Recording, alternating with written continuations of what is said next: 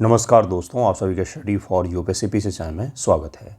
आज तारीख है 2 अप्रैल 2026 और आज का न्यूज़पेपर आर्टिकल डिस्कशन का यह वीडियो होगा।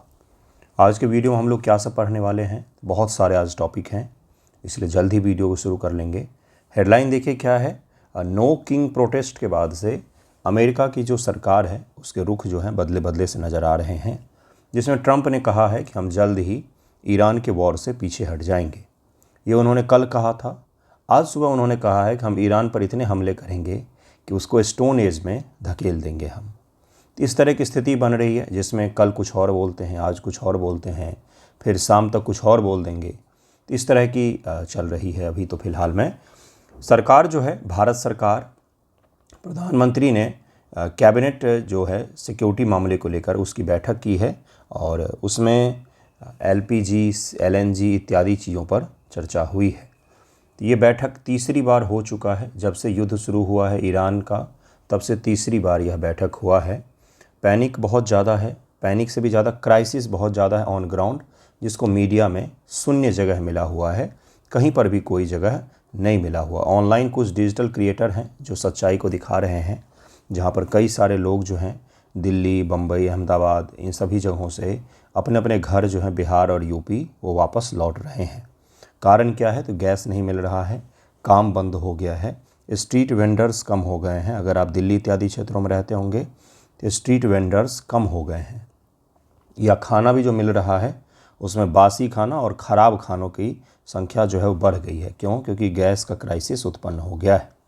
इसके साथ साथ गिग वर्कर्स जो हैं, जो डिलीवरी का काम करते थे, तो जब रेस्टोरेंट ही बंद हो रहे हैं और रेस्टोरेंट कम हो रहे हैं, उनका वर्किंग आवर भी कम हो रहा है, ऑर्डर कम रिसीव करते हैं, तो गिग वर्कर्स जो हैं उनके लिए भी संकट उत्पन्न हो रहा है। तो कोई भी क्राइसिस आता है तो सबसे पहले जो वल्नरेबल कम्युनिटी होती है, गरीब तबके होते हैं कहीं के भी, वो सबसे पहले प्रभावित होते हैं। तो ये सिचुएशन बन रहा है। अब इसी को लेकर के सरकार कुछ फैसला ले सकती है, जो भी फैसला होगा उसको हम लोग देखेंगे ही। एक बहुत ही ज़्यादा क्वेश्चंस आ रहे बच्चों के एक इशू को लेकर के, बार बार पूछे जाते हैं कि हम लोग प्रीलिम के लिए करंट अफेयर कब से कब तक का पढ़ें। मैंने 10 से 15 बार बताया होगा। फिर आर्गूमेंट देते हैं कि हमने सितंबर में पीटी दिया है तो उससे पहले का करंट थोड़ी ना पूछा जाएगा। ऐसा नहीं है। पीटी के लिए हमेशा ही 1 ईयर से ज़्यादा करंट अफेयर पढ़ना होता है, मिनिमम 1 ईयर तो पढ़ना ही होता है। तो आप जून 2025 से शुरू कीजिए और जून 2026 तक का करंट अफेयर को अच्छे से तैयार कीजिए। इतना तो मिनिमम आपको करना पड़ेगा। अगर आप पिछले साल के अप्रैल मई से पढ़ लें तो और भी बेहतर होगा। चूँकि सितंबर में आपका प्रीलिम था तो आपने पहले के करंट अफेयर पढ़े भी होंगे। जून, जुलाई, अगस्त का तो कम से कम पढ़ा ही होगा, 3 महीने का। तो आप पढ़िए अच्छे से, और वहीं से पढ़ना है, जून से ही शुरू करके अभी तक का पढ़ना पड़ेगा आपको। शुरू करते हैं। देखिए आज का पहला टॉपिक क्या है। पहला टॉपिक है जिसको लेकर के बहुत विवाद हो रहा है। विवाद मतलब इस स्तर पर हो गया है कि कई सारे अधिकारी जो हैं सेंट्रल पुलिस फोर्स के, उन्होंने भी सामने आकर के कहा कि यह बिल जो है यह गलत लाया जा रहा है, यह देश की आंतरिक सुरक्षा के लिए चुनौती उत्पन्न कर सकता है। हम दोनों पक्ष को समझेंगे, क्या सही है इस बिल में, क्या गलत है। सीएपीएफ को लेकर के बिल लाया गया। सेंट्रल जो असिस्टेंट पुलिस फोर्स होते हैं उनको लेकर के लाया, सेंट्रल आर्म पुलिस फोर्स जो होते हैं, मैंने असिस्टेंट गलती से बोल दिया, सेंट्रल आर्म पुलिस फोर्स। यह क्या होता है? गृह मंत्रालय के अंतर्गत काम करने वाले पुलिस बल होते हैं। जैसे सीआरपीएफ होता है, आपने सुना होगा। जैसे सीएपीएफ का नाम सुना होगा आपने, सीआईएसएफ, इंडस्ट्रियल जो होते हैं। इसी प्रकार के तमाम तरीके के इसमें पुलिस फोर्स आते हैं जो गृह मंत्रालय के अंतर्गत काम करते हैं। देश की आंतरिक सुरक्षा के बनाए रखने में इनका बहुत बड़ा योगदान होता है। इनके कुछ कमांडिंग ऑर्डर्स में और इनके जो सर्वोच्च पद होते हैं उसको लेकर कुछ रूल एंड रेगुलेशन में संशोधन किया गया है। इसी को सीएपीएफ बिल कहा गया, सेंट्रल आर्म पुलिस फोर्स जो बिल है वो कहा गया है। ठीक है। एक सीएपीएफ एग्ज़ाम अलग होता है, मैंने उसका फुल फॉर्म बोल दिया था, यूपीएससी लेती है, शायद आप में से किसी ने दिया भी होगा। सीएपीएफ सामान्य प्रशासन विधेयक 2026, प्रावधान क्या क्या है, विवाद क्या है, आवश्यकता क्या है, महत्व क्या है, इसको हम लोग समझेंगे। चूँकि राज्यसभा से पास हो गया है, अब लोकसभा में जाएगा, उसके बाद से वहाँ से भी पास होने के बाद से यह राष्ट्रपति जी के पास साइन के लिए जा सकता है। राज्यसभा ने भारी हंगामे विपक्ष के वॉकआउट के बीच केंद्रीय सशस्त्र पुलिस बल सामान्य प्रशासन विधेयक 2026 को ध्वनि मत से पारित कर दिया है। और माना जा रहा है, सरकार का कहना है कि यह इंटरनल सिक्योरिटी इंटरनल सिक्योरिटी मतलब आंतरिक जो सुरक्षा है, आंतरिक चैलेंजेज कौन कौन से हैं, तो अलगाववाद है, नक्सलवाद है जिसको एलिमिनेट किया हमने, उग्रवाद है, उसके अलावा कहीं पर कोई और होता है, ड्रग इत्यादि को लेकर के भी ह्यूमन ट्रैफिकिंग है। इन सभी को सही तरीके से मैनेज करना, इन सभी के लिए देश को सुरक्षित बनाना, इन सभी से तो वो CAPF मुख्य रूप से उसमें भूमिका निभाती है। स्टेट पुलिस के साथ मिलकर के काम करती है और उसके साथ साथ CAPF केंद्र सरकार के जो शक्तियां हैं उसको मजबूत भी करने का प्रयास करती है। जैसे किसी राज्य में मान लीजिए कहीं पर दंगा हो गया, वहाँ पर अगर CAPF को लगाया जाता है, इसका तात्पर्य होता है कि वहाँ के जो राज्य की पुलिस थी उसके कंट्रोल से ये चीज़ें बाहर हो गई। तो आपने केंद्र और राज्य संबंध में विवाद पढ़ा होगा, उसमें एक विवाद ये भी पढ़ा होगा केंद्रीय सशस्त्र बलों की तैनाती। जैसे बंगाल में तैनाती हो जाती है, कई बार बिहार में तैनाती होती है, कहीं पर भी तैनाती होती है। इसको लेकर के फेडरलिज्म के ऊपर आरोप लगते हैं कि फेडरलिज्म कहीं ना कहीं कमज़ोर होता है। जो पुलिसिंग राज्य सूची का विषय है उसमें केंद्र सरकार हस्तक्षेप कर रही है। वहीं पर ये जो आर्म फोर्सेज हैं ये देश की रक्षा सुरक्षा के लिए आवश्यक भी होते हैं। नक्सलवाद से लड़ना हो, उग्रवाद से लड़ना हो, अलगाववाद से लड़ना हो, उसमें इनकी बहुत बड़ी भूमिका होती है। देश के संसाधनों को सुरक्षित रखना, जैसे CISF है, देश के सारे एयरपोर्ट, बड़े एयरपोर्ट जितने भी हैं, मेट्रो हो गए, देश के बड़े बड़े औद्योगिक और बेसिक इंफ्रास्ट्रक्चर के जो संस्थान होते हैं, पावर प्लांट हो गए, न्यूक्लियर प्लांट हो गए, इन सब की सुरक्षा की जिम्मेदारी CISF के ऊपर में होती है। इतना इम्पोर्टेंट पुलिस बल है ये। इसी के कमांड स्ट्रक्चर को लेकर कुछ परिवर्तन किया गया है, उसी को हम लोग ज़रा डिटेल में समझेंगे। विधेयक का मुख्य लक्ष्य क्या है, उद्देश्य क्या है, तो यूनिफाइड लीगल फ्रेमवर्क, यह सबसे महत्वपूर्ण प्रावधान है। इसी को लेकर के विवाद हो रहा है। कोई आदमी जीवन भर, सोचिए ज़रा, कोई आदमी जीवन भर CISF में काम किया, किसी कमांडिंग ऑफिसर ने, अब उसकी जिम्मेदारी बनती है, अब उसका जिम्मेदारी नहीं, उसका हक बनता, अधिकार बनता है, क्योंकि उसकी स्पेशलिटी जो है वो इसी क्षेत्र को लेकर है, तो वो इस पुलिस बल के सर्वोच्च पद तक पहुँचे। ये तो है ही भाई। मान लीजिए आप, जैसे मैं टीचिंग फील्ड में हूँ, तो मैं इसी फील्ड में रहूँगा कि कल को कोई और बाहर से आकर के मेरे ऊपर बैठ जाएगा।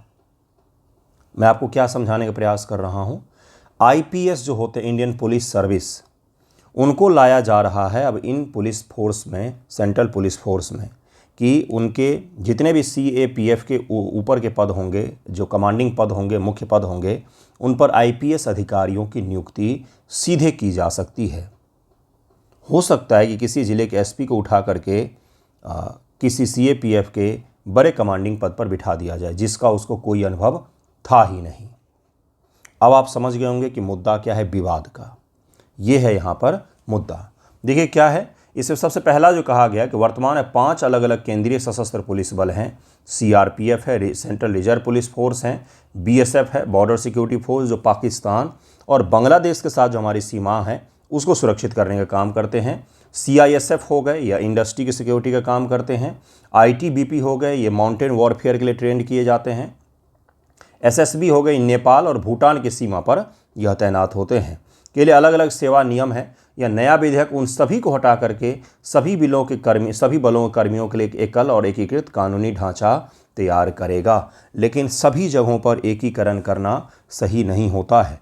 सबके वर्क एरिया बिल्कुल अलग है। CRPF का वर्क एरिया बिल्कुल अलग होता है, या जम्मू कश्मीर में टेररिस्ट से भी लड़ रहे होते हैं, जबकि CISF जो है वो टेररिस्ट से लड़ने नहीं जाते हैं।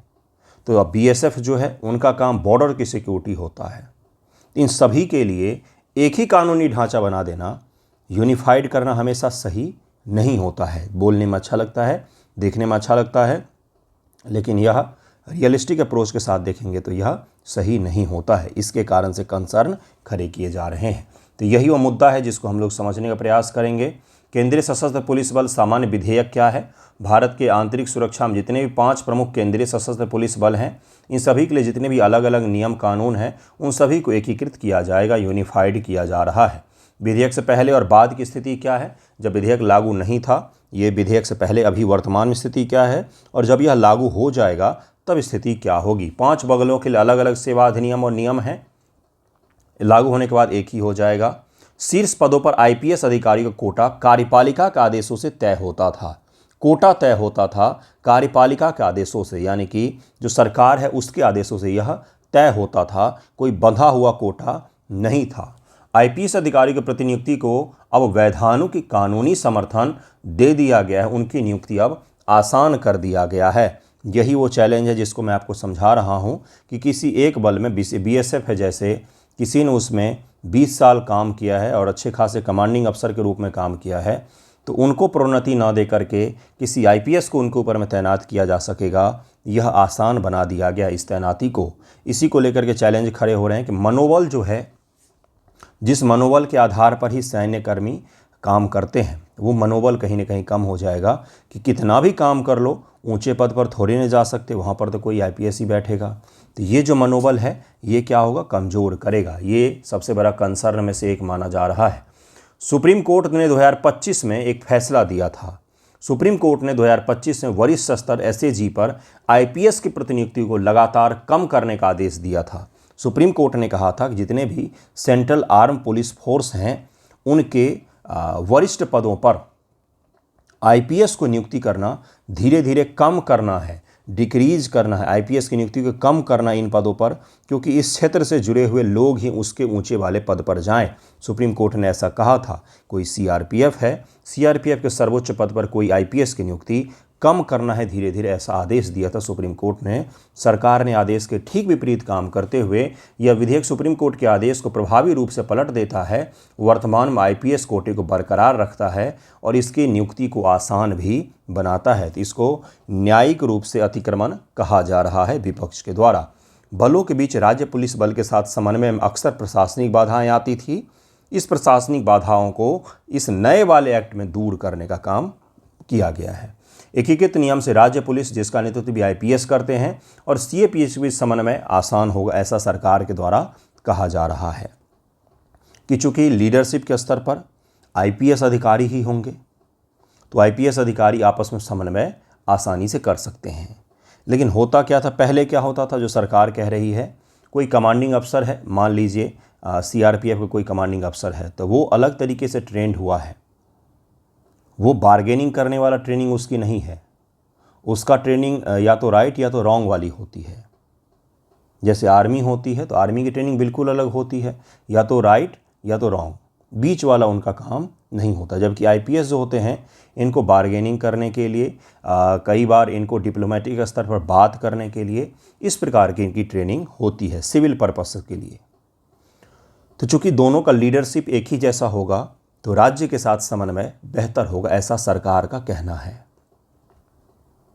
ठीक है, आपको दूसरा पक्ष मैंने समझा दिया। विधेयक के प्रमुख प्रावधान क्या क्या हैं?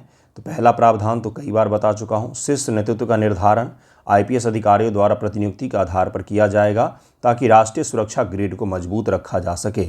स्पष्ट रूप से इसमें कहा गया है कि बलों का नेतृत्व महानिदेशक एडीजी स्तर पर मुख्य रूप से आईपीएस सर्विस से आएंगे। पहले एडीजी स्तर पर अगर आपने बहुत बेहतर काम किया है उस पुलिस फोर्स में, तो उससे भी अधिकारी आते थे, लेकिन रेयरेस्ट होता था, लेकिन आते थे। लेकिन अब उनको आना और भी ज़्यादा मुश्किल कर दिया जाएगा। आईपीएस की नियुक्ति की जाएगी। कैडर प्रबंधन, गृह मंत्रालय ने इन बलों के पुनर्गठन और आवश्यकता पड़ने पर नए प्रशासनिक पद सृजित करने की व्यापक शक्तियां दी गई हैं। गृह मंत्रालय चाहेगा तो किसी पद को बना सकता है, पद बना सकता है, या चाहेगा तो किसी पद को खत्म भी कर सकता है। ये भी शक्ति गृह मंत्रालय को इसके तहत में दी गई है। इसका महत्व क्या है? समन्वय और मानकीकरण, कोऑर्डिनेशन एंड स्टैंडर्डाइजेशन के लिए इसको सही माना जा रहा है। प्रमुख विवाद और विपक्ष की आलोचना क्या है? तो सबसे पहला आलोचना जो विपक्ष के द्वारा किया जा रहा है, सर्वोच्च न्यायालय के आदेश का उल्लंघन है, या सर्वोच्च न्यायालय ने जो आदेश दिया उसका ठीक विपरीत काम किया सरकार ने। न्यायिक अतिक्रमण कहा जा रहा है, इसको जुडिशियल इन्वेजन का नाम दिया गया है। सीएपीएफ कैडर के मनोबल में गिरावट होगा। शक्तियों का पृथक्करण, आलोचकों का तर्क है कि न्यायपालिका और विधायिका के बीच यह टकराव शक्तियों के पृथक्करण के संवैधानिक सिद्धांत को कहीं न कहीं कमजोर करेगा। आगे की राह क्या बता सकते हैं आप? तो संतुलन स्थापित करना, कि कोई भी जाए काम सही से करे। त्वरित कैडर की समीक्षा करना, मनोबल बनाए रखने सरकार को तुरंत एक व्यापक कैडर समीक्षा करनी चाहिए, जिसे सीएपीएफ अधिकारी के शीर्ष स्तर पर आईजी और एडीजी रैंक अतिरिक्त पद भी सृजित किए जाएं।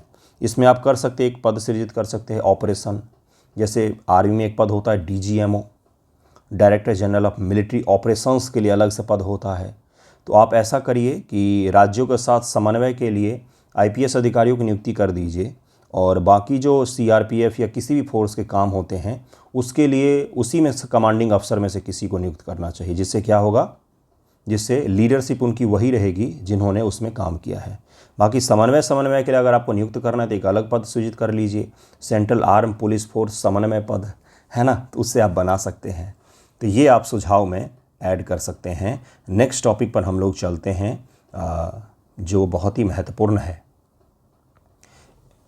अभी तो फिलहाल ये टॉपिक पढ़ेंगे हम लोग, लेकिन आज एक और टॉपिक है, जीसस क्राइस्ट, ईसा मसीह, जिनको ईसाई भगवान मानते हैं, जिन्होंने शांति और सद्भावना का संदेश दिया था।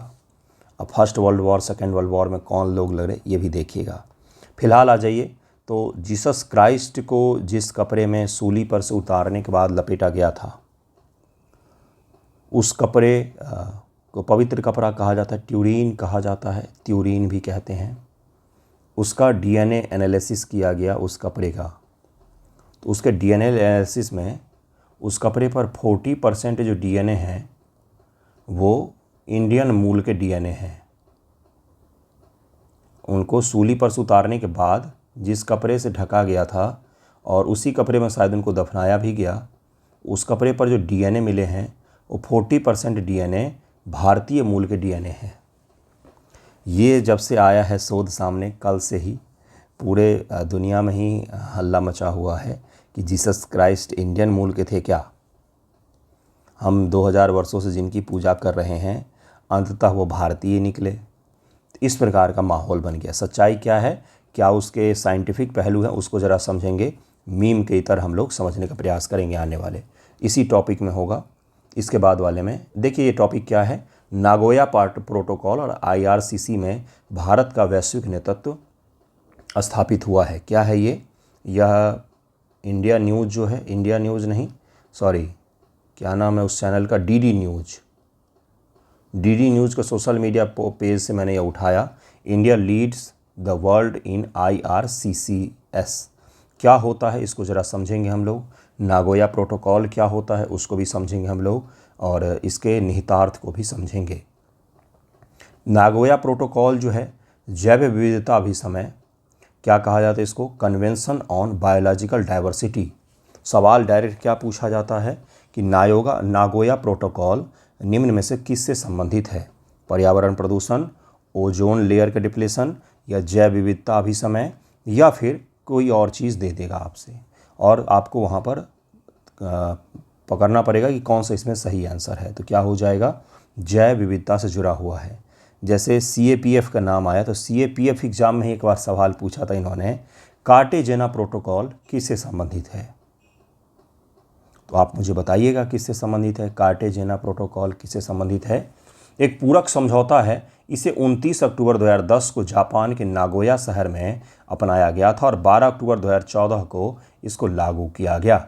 इसका उद्देश्य क्या था बंधुओं, तो अनुवांशिक संसाधन, genetic resources, biological genetic resources और उनसे जुड़े पारंपरिक ज्ञान के उपयोग से होने वाले लाभ का उचित व न्याय संगत साझाकरण सुनिश्चित करना। जैसे कोई अश्वगंधा हमारे यहाँ का है, एग्जाम्पल दूंगा मैं आपको, या कोई हल्दी हमारे यहाँ का है, उसको अमेरिका की कोई कंपनी बोले कि हमने हल्दी बनाया था, हम उसको बोलेंगे भाई साहब रुक जाओ, हम वर्षों से ये काम करते आ रहे हैं, हमारे पारंपरिक नॉलेज में लिखित रूप में है, आप इसे अपना पेटेंट नहीं करवा सकते हैं।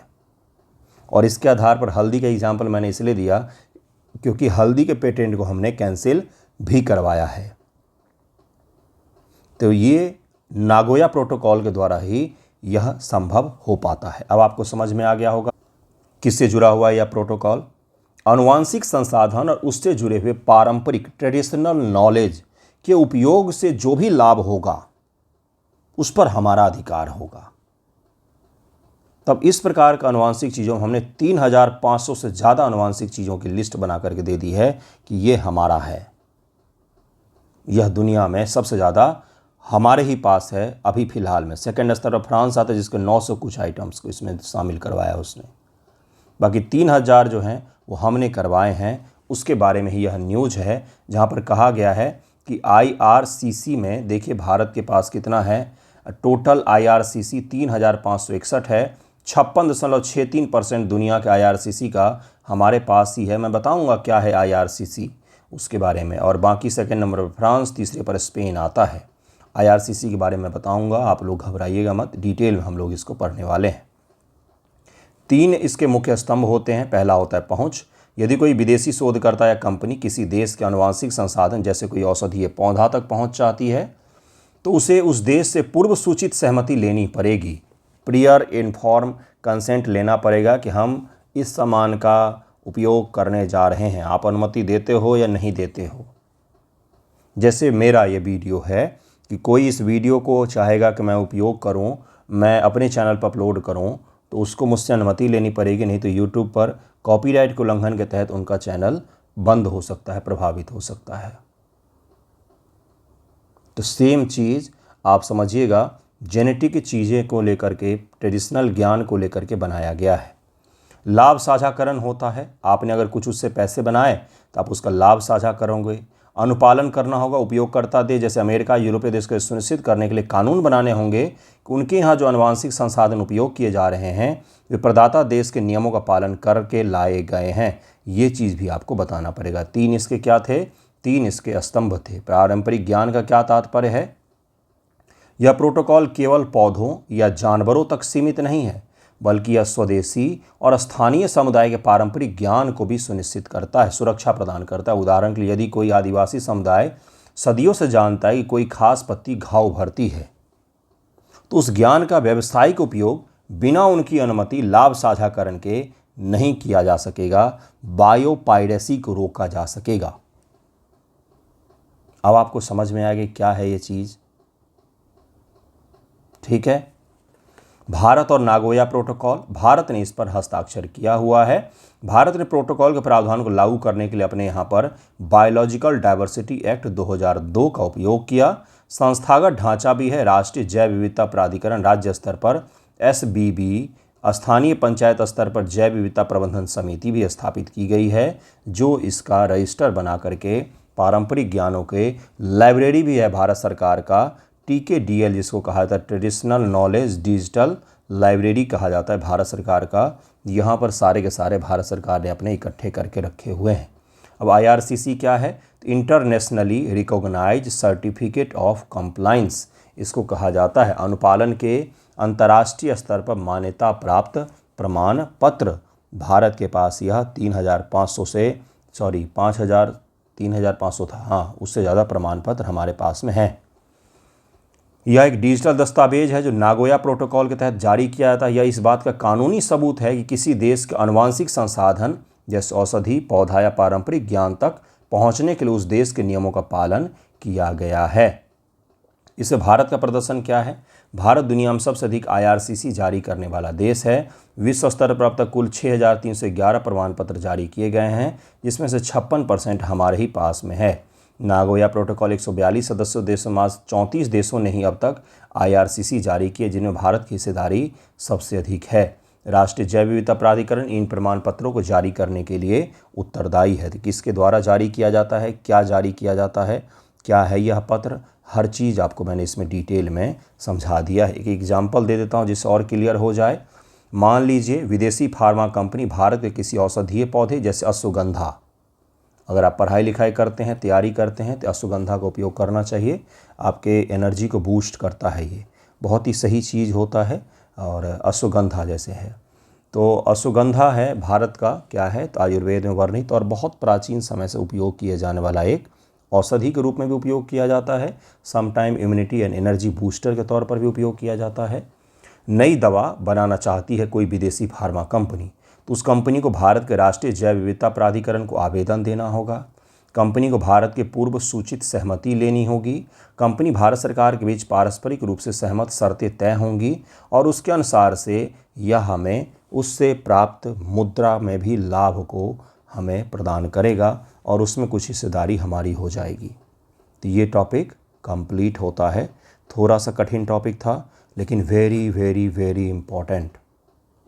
इस तरीके के टॉपिक न्यूज़पेपर में कम आते हैं ऑनलाइन ये डीडी न्यूज़ वगैरह का, पीआईबी वगैरह का फॉलो कीजिए अगर आप ऑनलाइन सोशल मीडिया पर हैं तो वहाँ पर आपको कुछ कुछ अच्छी अच्छी चीज़ें मिल जाती हैं। नेक्स्ट टॉपिक देखिए, final chapter for of A23A। ये क्या है? बहुत ही बड़ा हिमनद है जो अब अपने जीवन के अंतिम काल में पहुँच गया है, ऑलमोस्ट पिघल गया। इससे जुड़े हुए सवाल आ सकते हैं। दुनिया के सबसे बड़े दू कट गया, निया लिख गया है। दुनिया के सबसे बड़े हिमनद A23A छोटा A का अंतिम अध्याय शुरू हो गया है। यह दुनिया का सबसे बड़ा हिमखंड हुआ करता था, आइसबर्ग, जो अंटार्कटिका का जो रीजन है दक्षिण में, वहाँ से टूट के अलग हो गया था। अब बर्फ़ जो होता है वो पानी पर तैर सकता है, तो यह तैरते तैरते घूम रहा था और धीरे धीरे धीरे धीरे करके यह ख़त्म हो गया और अपने अंतिम चरण में है। नासा की अर्थ ऑब्जर्वेटरी के नवीनतम रिपोर्ट और सैटेलाइट तस्वीरों के अनुसार यह विशालकाय हिमखंड अगले कुछ हफ्तों में पूरी तरह से पिघल करके गायब हो सकता है, ऑलमोस्ट हो चुका है। A23A का इतिहास 40 वर्षों से यह घूम रहा है। यह हिमखंड 1986 में अंटार्कटिका के फ्लिंजनर रोने आइस शेल्फ से टूट करके अलग हो गया था। अंटार्कटिका का रीजन है, उसके यहाँ पर स्थित है यह, ठीक है। समुद्र तल से फंसना, टूटने के तुरंत बाद वेडेल सागर के उथले पानी में समुद्र तल से टकरा करके फंस गया ये, और 30 वर्षों से बर्फ़ के द्वीप की तरह वहीं पर टिका हुआ था। इसका आकार बहुत बड़ा था, वहीं पर टिका टिका टिका धीरे धीरे धीरे करके यह पिघल रहा था। अब ऑलमोस्ट यह कंप्लीटली पिघल चुका है।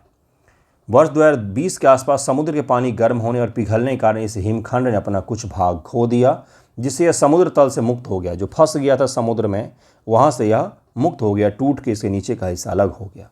इसके बाद इसने हवा और महासागरीय धाराओं की मदद से उत्तर की ओर बहना शुरू किया और दक्षिण अफ्रीका की ओर यह बह करके आ रहा था। गर्म जल और लहरें जैसे जैसे A23A दक्षिणी जॉर्जिया द्वीप के पास से होते हुए उत्तरी दिशा के अपेक्षाकृत गर्म पानी में पहुंचा, तो इसका पिघलना बहुत तेज हो गया और उसके बाद से यह ऑलमोस्ट एंड हो चुका है। आपसे क्या पूछा जाएगा? आपसे एक ही चीज़ पूछा जाएगा कि हाल ही में चर्चा में रहे A23A क्या है? तो एक बहुत बड़ा आइसबर्ग है जो अंटार्कटिका से टूटा था 40 वर्ष पूर्व, और अब वह ऑलमोस्ट पिघल करके ख़त्म हो चुका है। तो दुनिया में कहीं पर कोई तितली जन्म ले, कहीं पर कोई बर्फ़ हो, कुछ भी हो, पढ़ना आपको ही है। चाहे जीसस क्राइस्ट के कफन मिले या कुछ भी मिले, पढ़ना सब आपको ही है। बड़ा ही अद्भुत होता है सिविल सर्विसेज का सिलेबस। आप इसमें क्वांटम भी पढ़ते हैं और आप इसमें जीसस क्राइस्ट के कफन के बारे में भी पढ़ते हैं। कितना अलग अलग चीज़ है, एक कल्चर जुड़ा हुआ है तो एक साइंस से जुड़ा हुआ है ना। तो यही डाइवर्सिटी आपको चाहिए होता है अपने सोच और समझ में।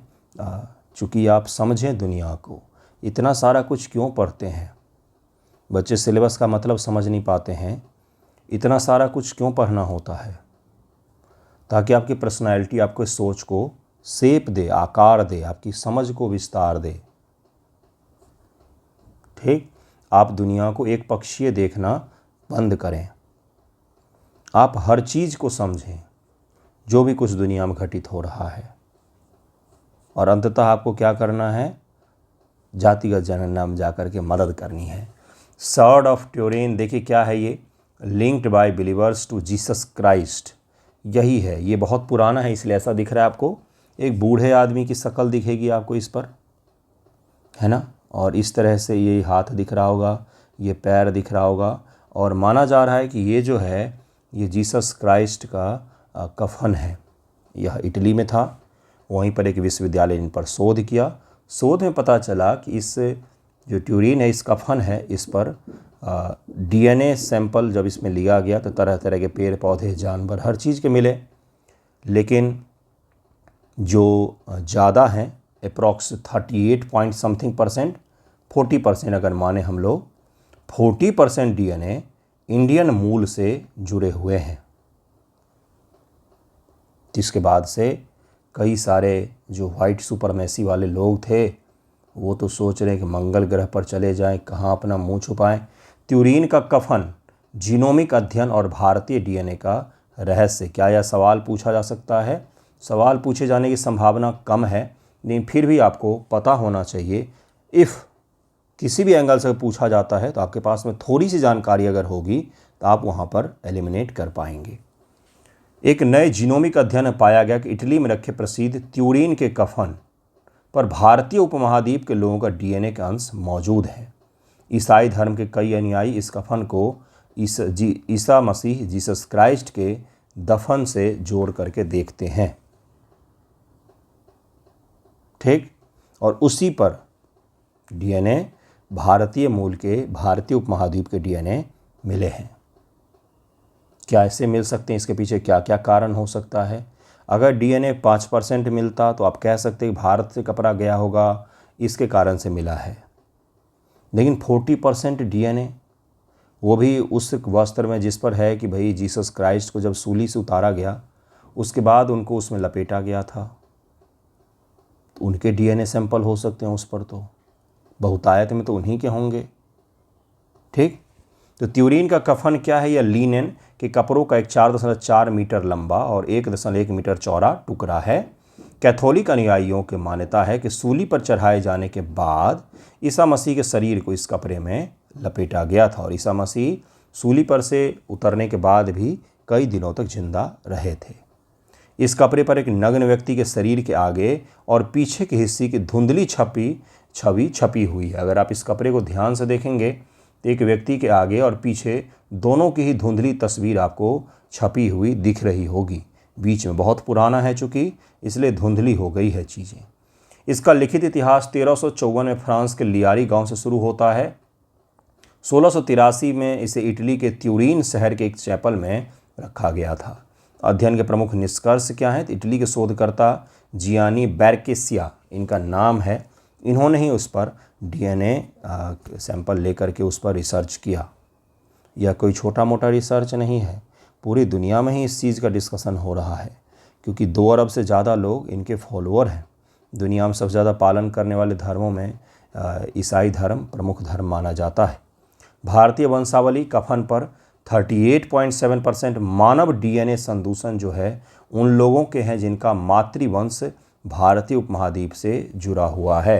38.7% जो डीएनए मिले हैं उस वस्त्र पर वो किसी भी रूप से भारतीय मातृत्व वंश से जुड़े हुए मिले हैं। यही वो रिसर्च का एक लाइन है जिसके कारण से कोहराम मचा हुआ है। वस्त्र व्यापार की परिकल्पना, इसमें शोधकर्ताओं की परिकल्पना है कि भारतीय डीएनए प्राचीन वस्त्र व्यापार के माध्यम से कफन तक पहुंचा होगा। सिंधु घाटी क्षेत्र के प्रागैतिहासिक काल से उन्होंने इसे जोड़ा है, लेकिन सिंधु घाटी का काल जो है वो क्या है? 1800 BC है, 1800 से 1700 BC। उसमें भी यह इसका डिक्लाइन का पीरियड है। 3000 से हम लोग पढ़ते हैं, 3000 BC से 1500 BC के करीब में हम लोग सिंधु घाटी सभ्यता का कालक्रम पढ़ते हैं। उसके बाद से फिर वैदिक काल शुरू हो जाता है, देन फिर उत्तर वैदिक का काल शुरू होता है जिसको महाजनपदा का काल कहा जाता है। तो ये जो है ये तो जीसस क्राइस्ट का जन्म हम तो 1 ईस्वी के आसपास मानते हैं, 1 ईस्वी के आसपास मानते हैं। तो उससे 2000 वर्ष के डीएनए पहले के कैसे हो सकते उस वस्त्र पर, है ना? तो ये भी एक इसमें है। हालांकि इन्होंने जो कहा है कि सिंधु घाटी सभ्यता से जुड़े हुए लोगों जैसे हो सकते हैं, तो वो तो निश्चित रूप से भारतीय थे, ठीक। तो ये इसमें पूरा मुद्दा है। सिंधु घाटी क्षेत्र प्रागैतिहासिक काल से अपनी उच्च गुणवत्ता वाले सूत और वस्त्रों के लिए जाना जाता था। पश्चिम एशिया या यूरोप के साथ इसका व्यापार होता था। मेलुहा संस्कृति, मेलुहा संस्कृति आपने नाम सुना है, उस सिंधु घाटी सभ्यता के लिए कहा जाता है। यहाँ पर दुनिया में सबसे पहली बार कॉटन का उत्पादन करके उसका वस्त्र बनाया गया था, दुनिया में पहली बार। तो यहीं पर यहाँ के लोग चेस भी खेलते थे, सिंधु घाटी सभ्यता के लोग। अगर इस सिंधु घाटी सभ्यता के इतिहास को भारतीय दृष्टिकोण से लिखा गया रहता, अभी जो वर्तमान में आप सिंधु घाटी सभ्यता का इतिहास पढ़ते हैं बंधुओं, वो इतिहास कौन सा पढ़ते हैं? तो वह औपनिवेशिक इतिहासकारों का दृष्टिकोण आप पढ़ते हैं। अगर भारतीय दृष्टिकोण से लिखा गया होता तो आपको पता होता कि हम कब से विकसित हैं और हमारा गणित, मैथमेटिक्स, इंजीनियरिंग, हमारा सिविल इंजीनियरिंग जो है यह कितना ज़्यादा विकसित था, हमारे हाइड्रोलॉजिकल ज्ञान, हमारे व्यापार यह कितना ज़्यादा विकसित था।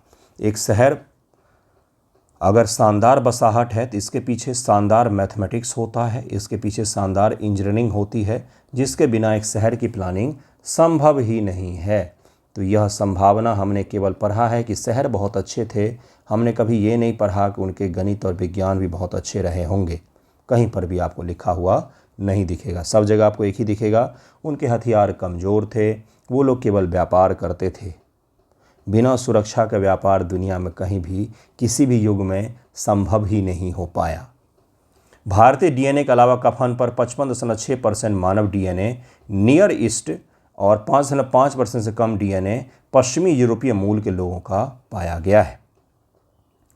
अध्ययन की सीमाएं और अन्य खोज समय का पता नहीं है इसमें, और मूल डीएनए की कमी है। इसमें माना जा रहा है कंटेमिनेशन बहुत ज़्यादा हो सकता है, पौधों और जानवरों के अंश भी इस पर मिले हैं, तो ये भी आपको पता होना चाहिए। ये न्यूज़ के तौर पर मैंने आपको समझा दिया है कि क्या क्या चीज़ें हैं। सिंधु घाटी सभ्यता को अच्छे से पढ़ कर जाइएगा, और इस एरिया में हमारे किस प्रकार से व्यापार वगैरह रहे हैं उसे भी अच्छे से पढ़ना है प्रीलिम के पॉइंट ऑफ व्यू से। आज का वीडियो यहीं पर एंड होता है। थैंक यू सो मच आप सभी का वीडियो देखने के लिए। प्रीलिम प्रैक्टिस के हेतु अगर आपको जुड़ना हो डेली प्रैक्टिस करने के लिए, तो आप जुड़ सकते हैं हमारे ग्रुप से, अचीवर ग्रुप से। थैंक यू सो मच आप सभी का वीडियो देखने के लिए।